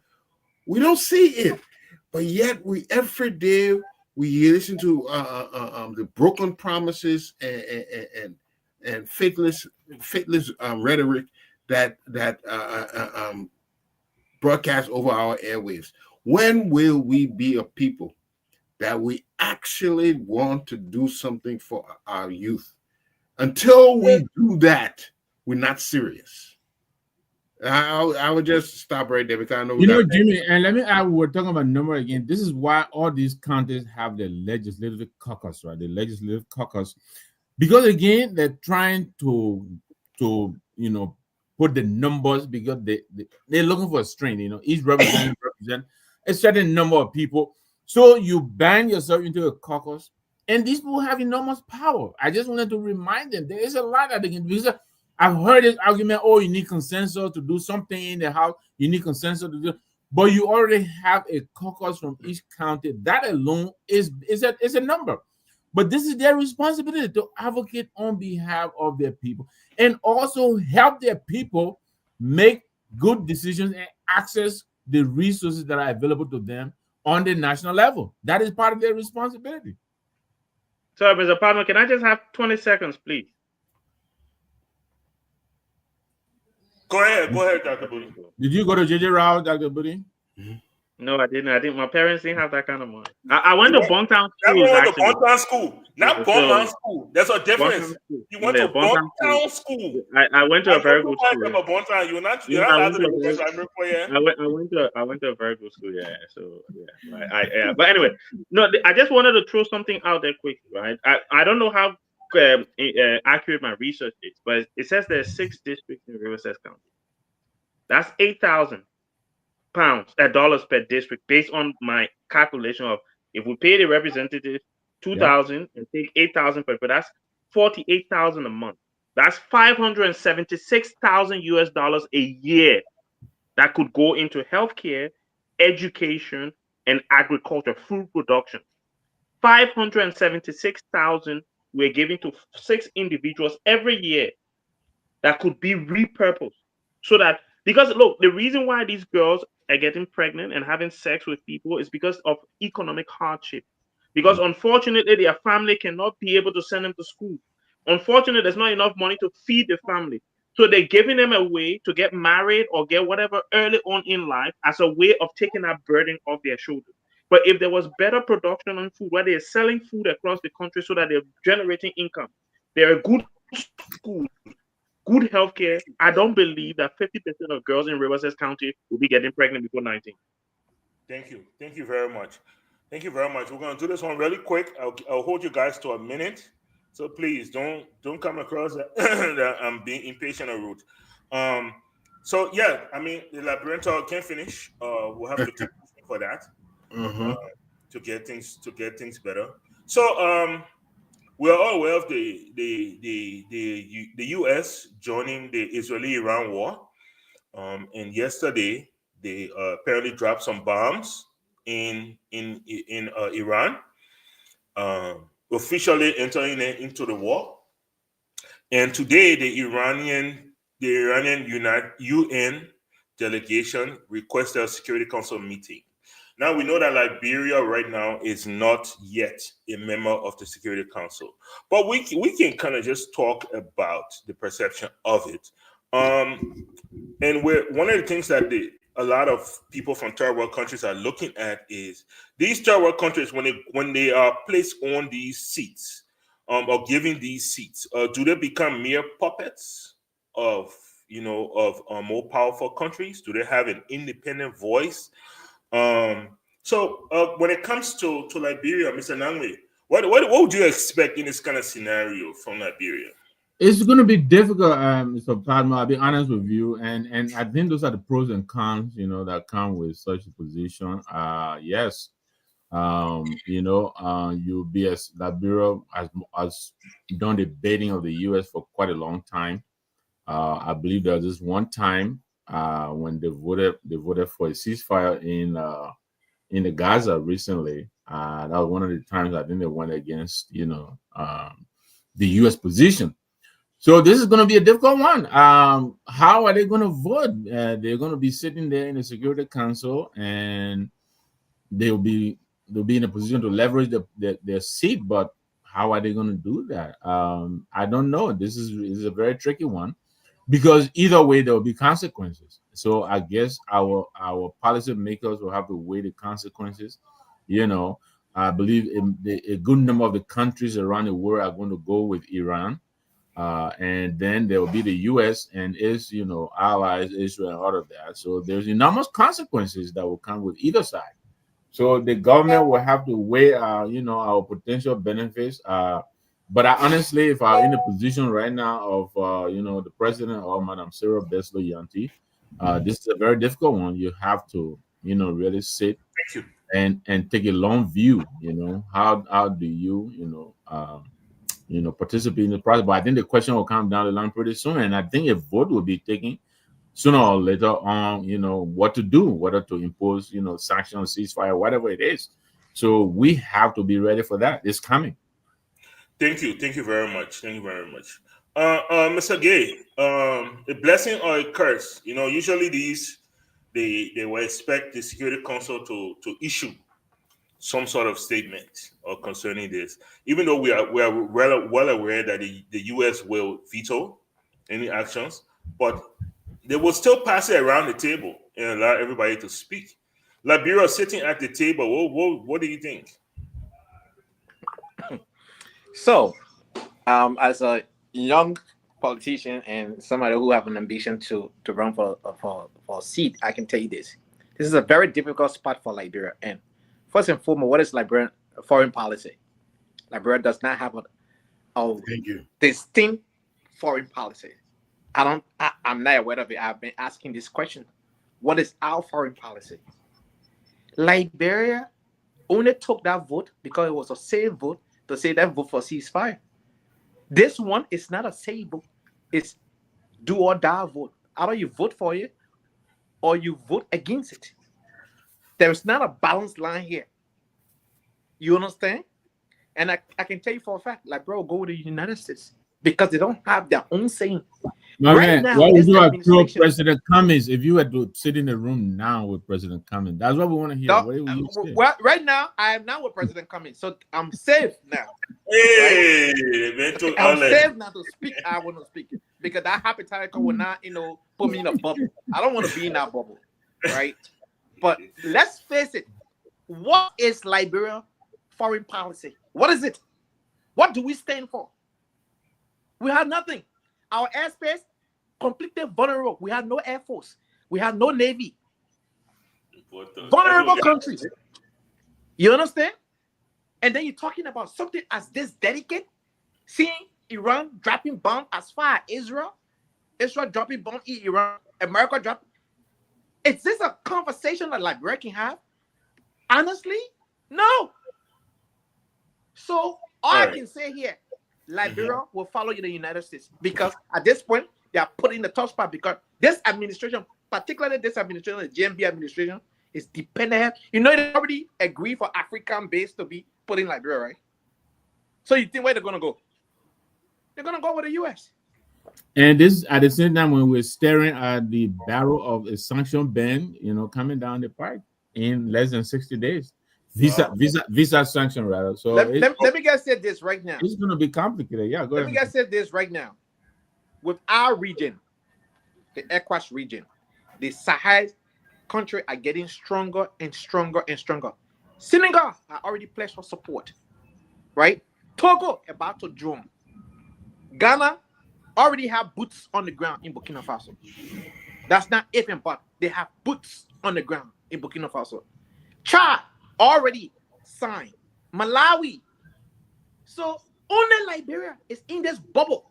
Like I said, I do not know what the Liberian foreign policy is. I don't know. I really don't know because I've been asking this question. What do we stand for? Mm-hmm. All right. Thank you, Mr. So, Dr. Booty, you are old enough to remember one of the conspiracy theories of why President Tolbert was overthrown was his stance against Israel at the United Nations. Again, we are discussing Israel. And do you really think if Liberia was at that table, they would stand against Israel and what is happening right now? Well, let me just clarify. I wasn't born when Tolbert was overthrown, so I'm not old enough to remember. I've read it. I've read. Did he have to say that? Yeah. That's No, okay. guys. I'm old enough. I'm old enough to remember. That means I was around, right? And I wasn't, right? Okay. And I just want to clarify that, right? I wasn't around. It's not a jab at anyone, Mr. Gay. Even though he gave you as an ANC man 3 minutes and he said rest of all got 1 minute, he's cutting into my time. But anyway, look, my position on the war is clear, right? Israel has a right to defend itself, but Israel wasn't provoked. They weren't attacked. There was no attack from Iran. It is an illegal war. Israel understood that Donald Trump is an idiot, and that once they start bombing Iran, because he has this minuscule ego, he will think, "Oh, I need to go in so that I can take credit for what's going on." And that's basically what it is. He's gone there and bombed Iran because he wants to claim that, "Oh yes, I did it. I was the one I've done." Look, I listen to people who have sense, and they're not Donald Trump and Benjamin Netanyahu. And basically, this bombing of Iran has accelerated Iran's desire, or will accelerate their desire to get nuclear weapons. Why? Because when Ukraine was asked to give up their nuclear weapon, what happened? Russia invaded Ukraine. Saddam Hussein was asked to give up his nuclear weapon. What happened? They invaded Iran. When Gaddafi was told you can't have chemical weapons, what happened? They invaded Libya. Now they're doing it to Iran as well. That's why they call it nuclear deterrent, right? Deterrence. Because when you get it, people can't attack you. So most countries, Turkey is going to start looking at getting it. I hope Nigeria gets one. I hope South Africa gets one. I hope other countries in Africa get nuclear weapon as well. So then it will deter them from coming to bomb, because if you bomb, we bomb too, right? Finally. I think South Africa And already just gave to- theirs away. They already had it, but I think they gave it away something. I'm not Well, sure. again, Mr. ANC, stop interrupting my team. I beg you. Finally, don't let me lose my train of thought, which I think you've already succeeded in doing, which is unacceptable, right? It's just it's the point I'm trying to make it now. The final point is, look, the Americans keep telling us, oh, we don't want nuclear weapons to get in the wrong hands. I'm old enough to know, having read history, that in our modern history, one country has used nuclear weapons. Yes. It's none of the Islamic states. It's not Russia. It's not China. It's not any country from the East, not North Korea. One country has used nuclear weapon on another country, and that is the United States. The same people that tell us, oh, we wanted to get in the wrong hands, they're the only country to have used nuclear weapon on another country in our modern history. That tells you everything you need to know. The Americans are cowards, right? I dare them. Oh, no, I'm telling you, I dare them to put boots on the ground. If they really want to get rid of Iranian leadership, let them put boots on the ground. It would remind them of what happened in Vietnam. It will remind them of what happened in Mogadishu when they went there in Somalia in the 90s. It will remind them of Iraq and Afghanistan, because their children would die. It's as simple as that. Because right now they're killing innocent people from the air. That's what cowards do, right? You throw bombs and then you go say that. Let me now, Mr. Gay, and my sister will fue. Then I see you in a terror, chunk over here, run away. That's basically what they're doing. Let me go stand in for Mr. Gay to fue, and then boss man do, and then I'll move from there and go sit down one week. Right? This is unacceptable. It's an illegal war. He should have gotten authorization from Congress. He didn't get it. And the rest of the West are sitting there, including my country, UK, not saying anything about it, while people's children are dying. It's unacceptable.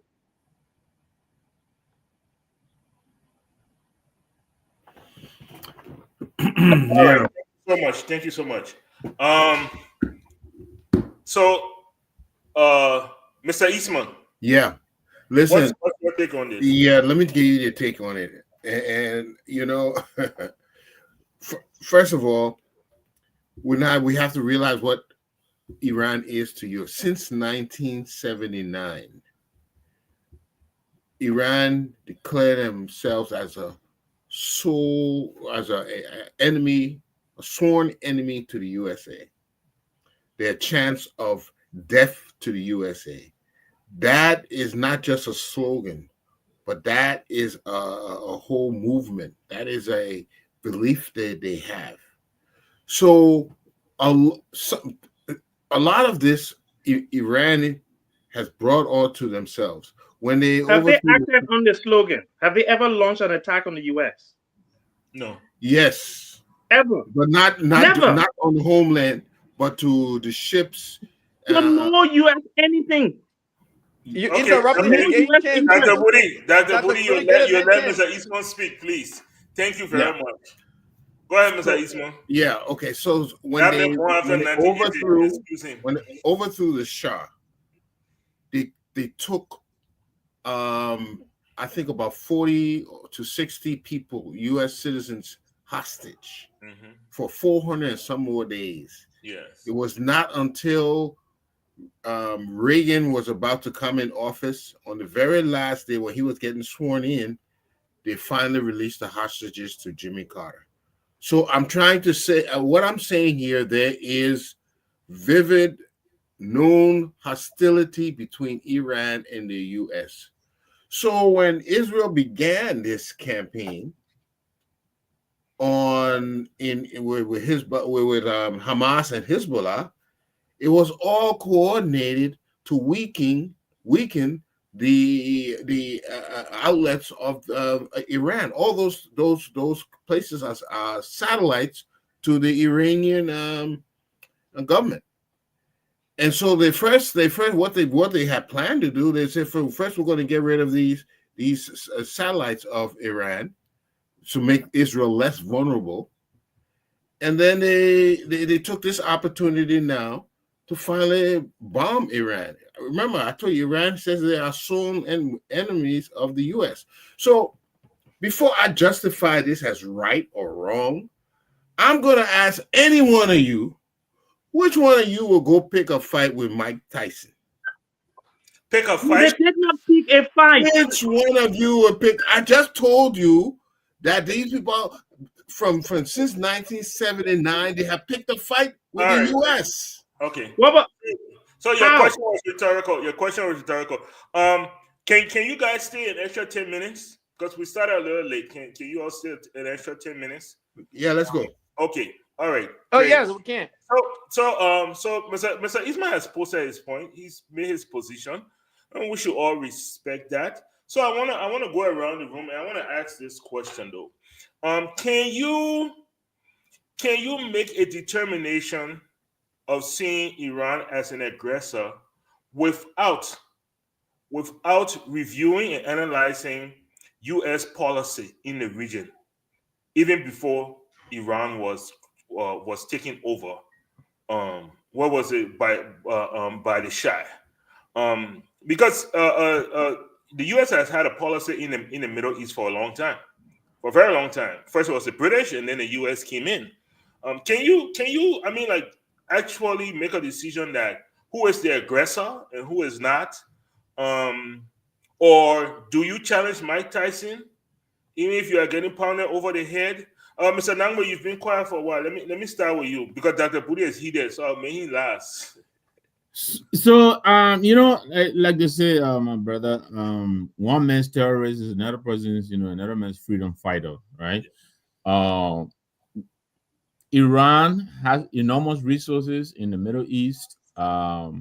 They've been projecting their influence in the Middle East. We all remember the 1974 hostage crisis. I know Dr. Budi and others, they weren't around then, so they must have read about this. But and then this whole OPEC thing and this, oil and all of that.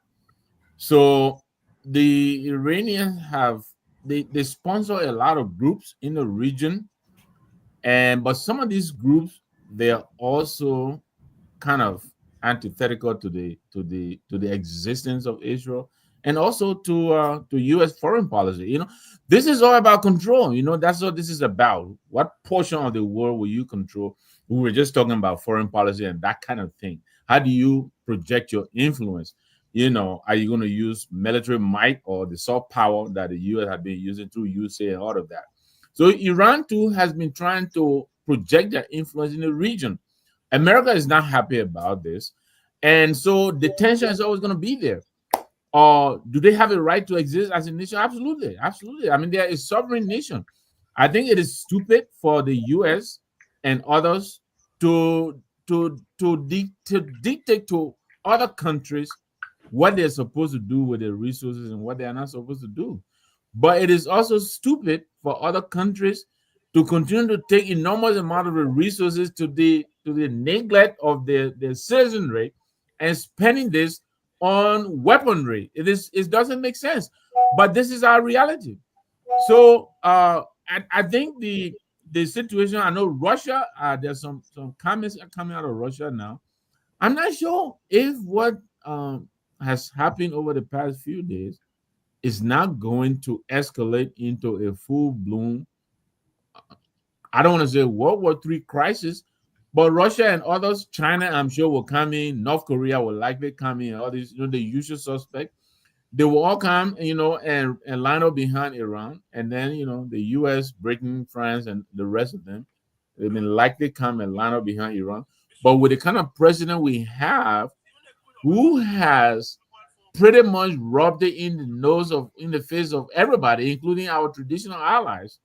I don't know how this is going to play out, my brother, but this is scary. These are very, very uncertain times for all of us. I mean, those of us here in the U.S. now, we know how these guys react. It might take them 10 years, 15 years. But now if you're traveling, you have to be looking over your shoulders because they are going to pay back. They're not going to let this go. And there's going to be a lot of problem for a lot of people around the world because of what is happening. So, and now we're with Liberians in particular will be sitting on the UN Security Council. We will probably have the vote one way or the other. So, we're all paying attention. It's difficult to tell how this is going to play out. Who knows? Excuse me. Maybe Iran may decide, to agree to a ceasefire or whatever it is. I don't know. But the bunker that these guys allegedly use this bunker buster on, it cost them a lot of money and resources, time to build. I don't think they're going to let that go easily and just say, okay, you know what, we'll forget it, let's cease fire and move on. So my input in this is let us brace ourselves. Okay, thank you very much. Mr. Gay, so yeah, so Mr. Eastman made a clear point. I mean, do you pick a fight? He used the word pick a fight. The United States foreign policy is that if you touch the ally, you touch them, right? So when the situation happened during the festival where people came from the Gaza and went to Israel and stormed that festival, since that day, the United States have provided support to Israel. So this whole issue that is ongoing, I knew the United States were going to get involved. It was a matter of when, right? But it's a very delicate situation. Nobody shouldn't sit here and relax and say, oh, it's kumbaya, everything is over, Iran going to go to a ceasefire and forget it. These people will find a soft target. If they can't hit their homeland, they'll find any other soft target where Americans are. If you are traveling with your U.S. passport, you be very careful. Know your surrounding. Because we saw what happened in this country, 9/11. They found the easier way and they capitalized on it. And if you're president of the United States, you may have your personal thing ongoing, but another major war you don't want to start. Because what has happened, I'm not a military personnel, neither am I privy to any classified information. But as a common sense human being, this is scary. With all the Iron Dome in Israel, whoever thought that things would be landing Israel the way it did? This is serious. And this is not a subject for anybody to overlook. For me, I'm just thinking and hoping that this matter does not escalate more than it is right now. Because I don't know how it's going to end. I have no idea. Like I said, I'm not privileged to know classified information. So I can't speak to this matter knowing fully well that I don't know much about it. But it's just scary on the surface. You want to be sleeping and be having your 1 eye open, or what kind of thing is that? So it's scary. Right. Thank you, Mr. Gay. Dr. Booty. So you heard what our colleague said here. What's your take? Well, listen, I said, and I always say to people, look, Israel is a small country in the middle of a lot of hostile neighbors, which means that Israel has a right to defend itself. I've always said that, and I will always say that because every country has that same right. If somebody attacks Israel like Hamas did in October, I think 2023, Israel has a right to go after them. I was never against the war in Gaza. When it got to the place it became genocide, then we're like, okay, my brother, you prove your point already. Right? You're killing innocent people, right? Then that's when some of us say, look, stop it, right? Because at the end of the day, Hamas threw bombs on Israel. Israel moved into Lebanon, right? Right now, no bomb coming from Hezbollah. There's no bombs coming from Hezbollah. What did the nation state Iran do for Israel to go and bomb? Where is the evidence of Iranian weapons found in the hands of Hezbollah or Hamas that it shows it? Let Iran weapon, we found their weapon, so that why we're going to attack it. Where's the evidence? Right? According to Benjamin Netanyahu, he was going there because Iran is weeks away from a nuclear weapon. Benjamin Netanyahu has been using that same line since 1996. Since 96, Iran been weeks away. I know what kind of weeks Iran dealing in. We our own weeks then at 52 in a year, but Iran on a weeks that 2 weeks in 20 years, right? Because that's the only logical sense it would make for anyone to sit there and say, oh, you're picking fight with Mike Tyson. What did you say? These people creating weapons that can destroy you. So that's why since 1996, they've been weeks away. Tulsi Gabbard, whatever her name is, the head of U.S. intelligence, said, look, in March, look, these guys are at least 3 years away. Netanyahu came out and said, no, in fact, they're less than 1 year away from nuclear weapons, so we're going to launch them. Israel attacked Iraq in 1981. Even though I wasn't born yet, but they attacked Iraq in 1981, right? What did that do, right? Saddam Hussein more than quadrupled his warheads after that attack.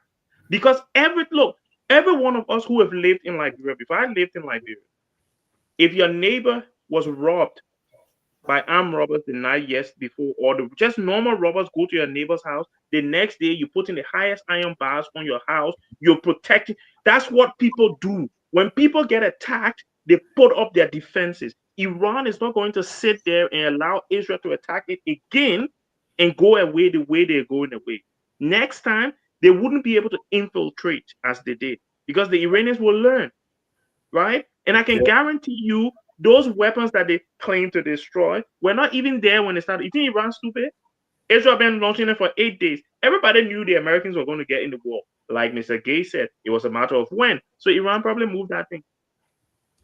They don't know all of their signs, right? They know some of it, not all of it. So they haven't destroyed anything. All they've done is antagonize a group of people that we all know you do not want to antagonize. I don't want to be, stereotyping, but there's certain groups in the world you don't want to make them angry. And like Mr. Gay said, y'all who get a blue passport, y'all watch your back. There you go. But what's happening this time? When they be juking your small, they be telling, hey, not American, please, not American. Because end of the day, we're not part of it, right? Because yes, nobody can pick fight with my time, but my time, when I just go see honey bee, coon or nest or whatever, and start punching it, because the bees then will come out and sting it. Okay, so Mr. Ismail, I'll give you the last word on this. Yeah, you did say, like who picks a fight? Who picks a fight with Mike Tyson? So I want to ask you a question: who picks a fight with a group of people that have been at war and fighting for the last 2,000 years? Oh, you're talking about Afghanistan? I'm just talking about the people in the Middle East. Oh, that have been fighting since biblical times. Who picks a fight with such people? Whose life is war? Yes, the Middle East has been known for battles over time. I remember Persia, because that's where Iran was. Iran was Persia.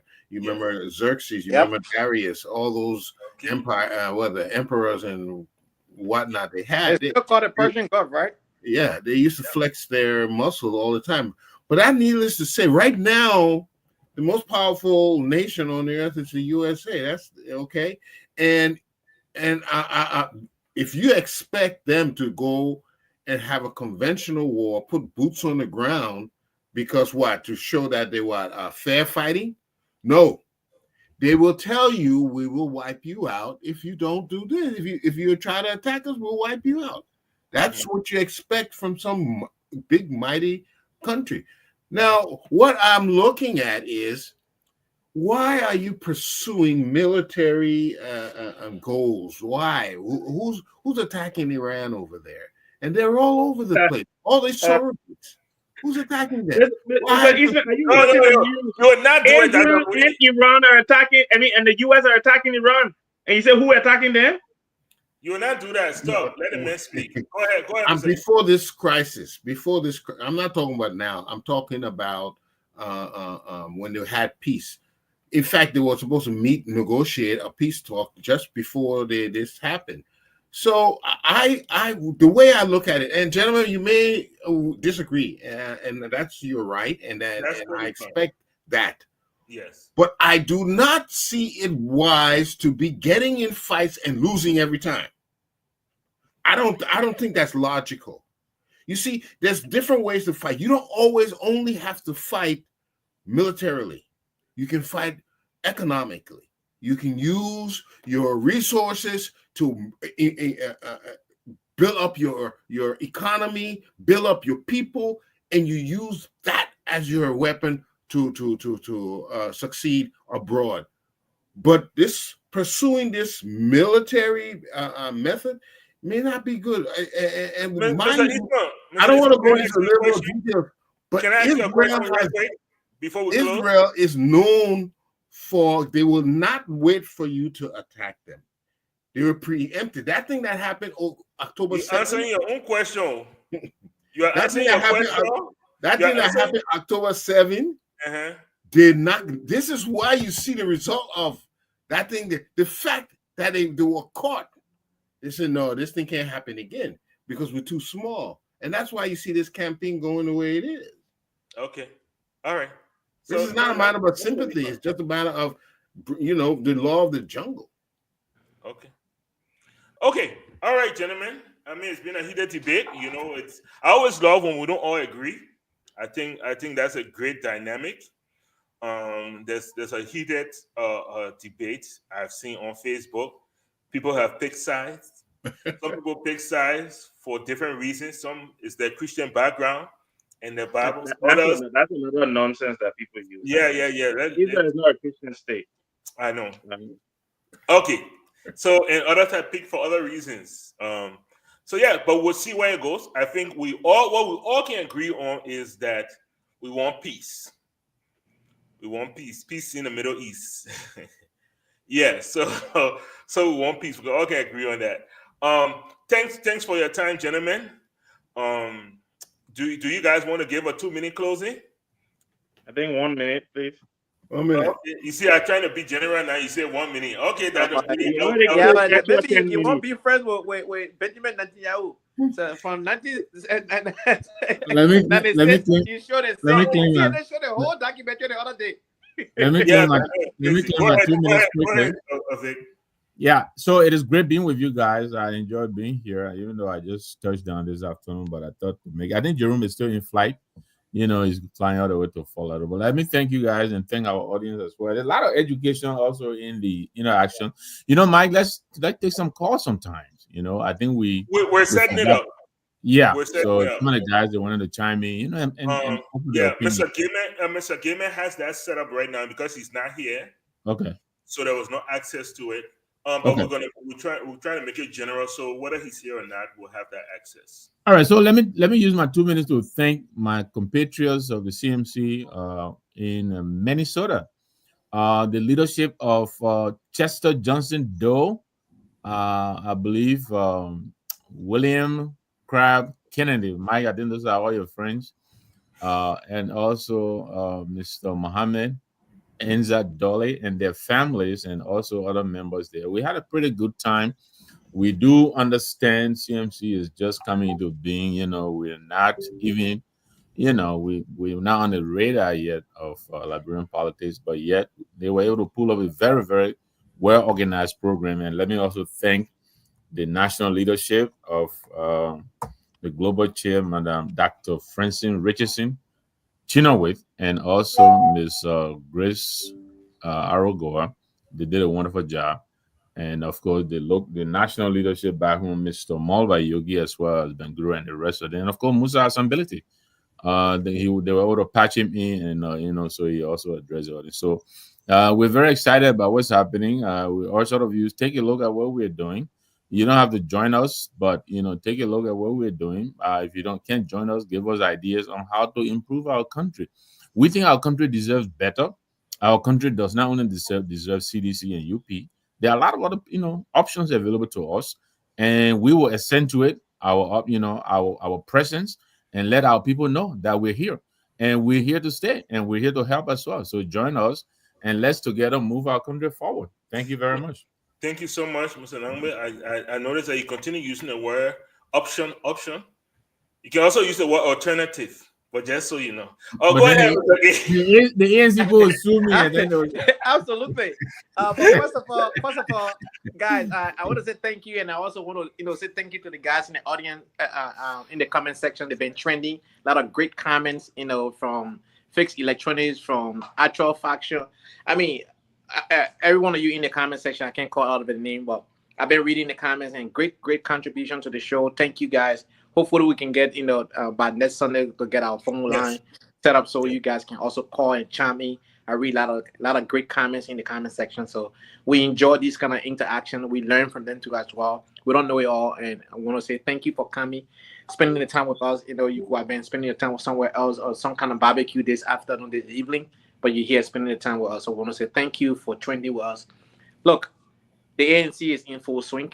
We are mobilizing behind the scene one diaspora group in the ANC here in the United States, and also the ANC in Liberia. So Mr. Cummings will run 2029. If any myth out there that says he's not running, I want to dispel that myth. He's very interested, and he's going to, be a part of this process here. So nobody should be giving false information out there that Mr. Cummings has washed his hand. No, he did not. You're seeing activities in Liberia. He's not hiding himself. He's still in the country and still doing what he can do best.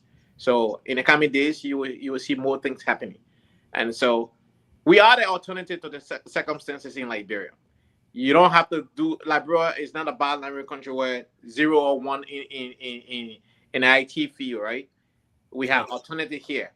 And that clear alternative is that alternative that we're giving you 2017 and 2023. But guess what? People never understood the reality. Yeah, it's a reality. Wait a minute. You come and get the whole reality, yeah? Your time of video. Yeah, let me give you the reality. I got 10 seconds I'm going to use. Okay, no problem. There's the reality. Yes. At the end of the day, when you wake up in the morning, you feel hungry. You got to be able to put food on the table for yourself and your children.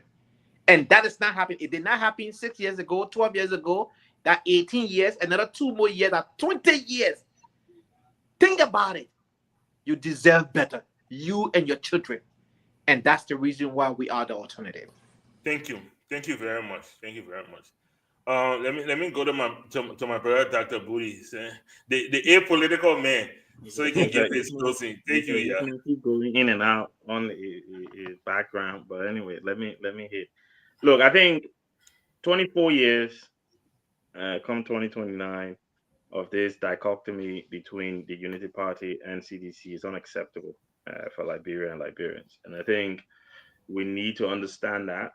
I think when you've got 70 to 80% of the budget of our country going to servicing political elites, their comfort, their well-being, when a commissioner of the LTA, acting commissioner for that matter, gets $3,500 a month for a generator at home, when he doesn't work from home, he works from the office. Right? So why are we paying for his comfort at home? That's unacceptable. When children under the age of 19, girls are getting pregnant, they're not going to school in River Cess County, as we've seen. That's unacceptable. And the Liberian people need to be able to understand. I think the ANC hasn't done a good job, that's my opinion, in communicating their status, the alternative, and they need to do better.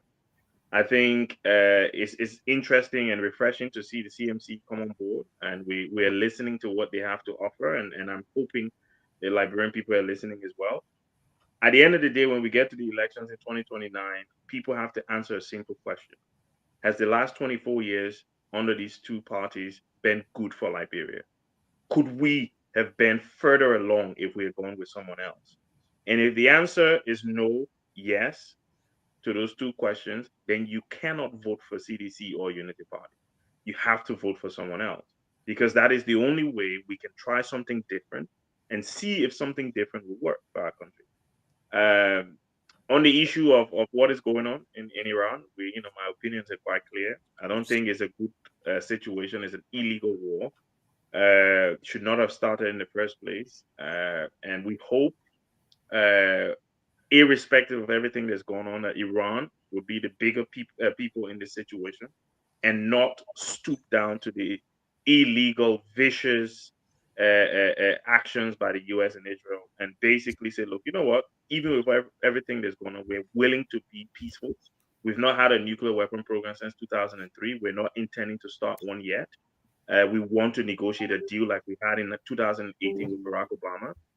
Because we want our people to prosper. This economic prosperity that Mr. Eastman is talking about is why they went into the 2018 deal in the first place, so the sanctions could be lifted so that their people could develop. So they said in 2018, Mr. Eastman, that the evidence is there that they didn't want to do it if you can release our money so that we can develop our country. So Trump was the one that took the US out of that because of situations like these. This is all about individual. Netanyahu wants to stay in power. So he starts a war, distract us from what genocide is going on in Gaza. But it's been a great show, as always. And thank you to Mr. Nangwe for coming, even though he's jet lagged, for flying 1 hour. And thank you, everyone else, for a very good show. Thank you very much. Thank you very much. And thank you for the time. We do not take it for granted, especially the time difference, Dr. Budi. We appreciate that. Mr. Eastman. Yeah, gentlemen, thank you for your input tonight. It has been interesting. And I want to thank all our audience for giving us your time, attention, and resources. But if we were to cap what we discussed today, Kabina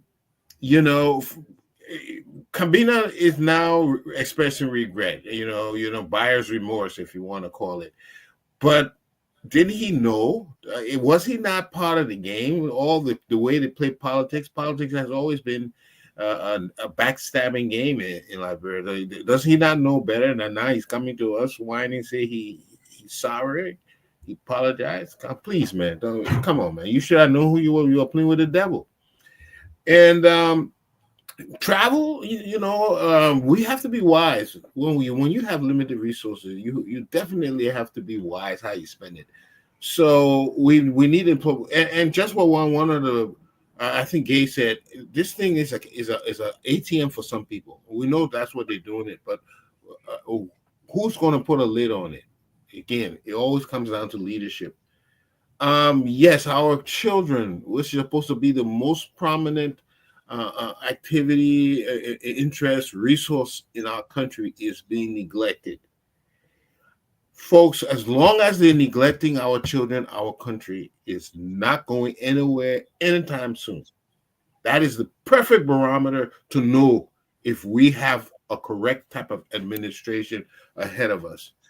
I think this being on the UN Security Council, it's going to be interesting. But remember, there's some people have veto power. What can those nations like Liberia or Congo do?